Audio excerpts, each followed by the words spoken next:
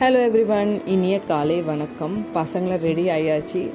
பையன் பாருங்கள் பால் குடிச்சிட்ருக்குறான். பசங்களுக்கு டிஃபன் பாக்ஸு சீக்கிரமாக ரெடி பண்ணிட்டு பாஸ்தா தான் இன்றைக்கி பண்ணிக்கிறேன். இப்போ வந்து பசங்களை நான் விட போகிறேன். பசங்களை இப்போ போயிட்டுருக்காங்க. நடந்து தான் போவாங்க, ஏன்னா பக்கத்தில் தான் இருக்குது ஸ்கூலு. ஸோ பசங்களை வந்து மோஸ்ட்லி நான் வந்து விட்டுட்டு தான் வருவேன். ஏன்னா இப்போ இருக்கிற காலத்தில் பசங்களை தனியாக விடுறது ரொம்ப ரிஸ்க்கு. அது பையனாக இருக்கட்டும் பொண்ணாக இருக்கட்டும். ஏன்னா எப்போ என்ன நடக்கும் நம்ம எதுவுமே நம்ம சொல்லவே முடியாது. அதுக்கு நம்ம சேஃபாக வந்து பிள்ளைங்களை வந்து கேட் வரைக்கும் நம்ம விட்டுட்டு சாட்டிஸ்ஃபைடாக வீட்டுக்கு வந்தால் தாங்க எனக்கு நிம்மதி. ஆஸ் அ மதர் நீங்களாம் எப்படி பண்ணுவீங்கன்னு எனக்கு கமெண்ட் பாக்ஸில் கமெண்ட் பண்ணுங்கள். நெக்ஸ்ட்டு வந்து பார்த்திங்கன்னா பையனை நான் ட்ராப் பண்ணியாச்சு. பொண்ணை நான் இனிமேல் ட்ராப் பண்ண போகிறேன்.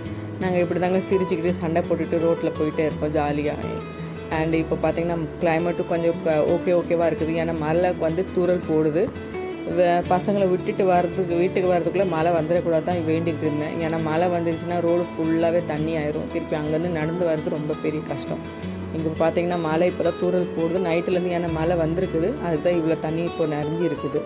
இப்போ நான் வந்து பசங்களை வந்து பொண்ணை வந்து ஃபஸ்ட்டு இப்போ விட போகணும். பையனை நான் ஆல்ரெடி விட்டுட்டேன். பொண்ணை வந்து விட போயிட்டுருக்கிறேன். இங்கே பார்த்தீங்கன்னா ரோட்டு ஃபுல்லாகவே கொஞ்சம் தண்ணி நிறைஞ்சிக்குது. பசங்களை வந்து சேஃபாக நான் விட்டாச்சு 2 பேரையும். இனிமேல் நான் வந்து நிம்மதியாக வீட்டுக்கு போவேங்க. பசங்களை வந்து எவ்வளோ நம்ம கண்ட்ரோலில் வைக்கிறோமோ, மீன்ஸ் இப்போ நிறைய இடத்துல நிறைய விதமாக சம்பவம் நம்ம வந்து நியூஸில் பார்க்குறோங்க. ஸோ அதனால் நான் எல்லா பேரண்ட்ஸை இதான் ரிக்வெஸ்ட் பண்ணுவேன். பசங்களை நீங்களாவே ட்ராப் பண்ணுங்கள். யாரையும் நம்பி நீங்கள் இப்போதைக்கு விடாதீங்க. அது சின்ன பசங்களாக இருக்கட்டும், பெரிய பசங்களாக இருக்கும். ஏன்னா இந்த டைமில் வந்து பசங்களை வந்து நம்ம எப்படி நம்ம விட்டுட்டு போகிறோமோ அப்போ தாங்க நம்மளுக்கு சேஃபு. நம்ம அடுத்தவங்க நம்பிட்டு விட்டுட்டு போகணுங்க.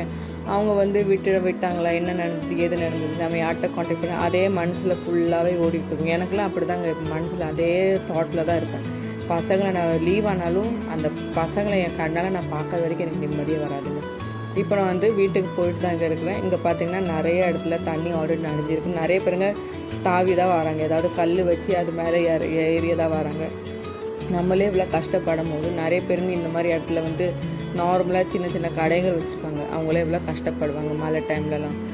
பார்த்திங்கன்னா இந்த டைமில் மழையும் கஷ்டம் கொடுக்குது, வெயில் வந்தாலும் கஷ்டம் கொடுக்குது. என்ன தான் பண்ணுறதுன்னு தெரியல. இப்போ நம்ம வந்து வீட்டுக்கு தாங்க போயிட்டுருக்குறோம். வீட்டுக்கு போகிறதுக்கு பார்த்திங்கன்னா இப்போ மழை வந்து கொஞ்சம் அதிகமாக தூறல் ஸ்டார்ட் பண்ணி ஆயிடுச்சு.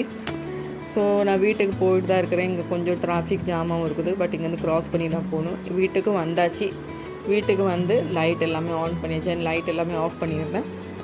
லைட்டும் ஆன் பண்ணியாச்சு. கொஞ்சம் நேரம் சைலண்ட்டாக உட்காருவோம். அதுக்கப்புறம் யோசிப்போம் நெக்ஸ்ட் நம்ம என்ன செய்கிறதுன்னு. சேனல் பிடிச்சிருந்துச்சுன்னா லைக் பண்ணுங்கள், ஷேர்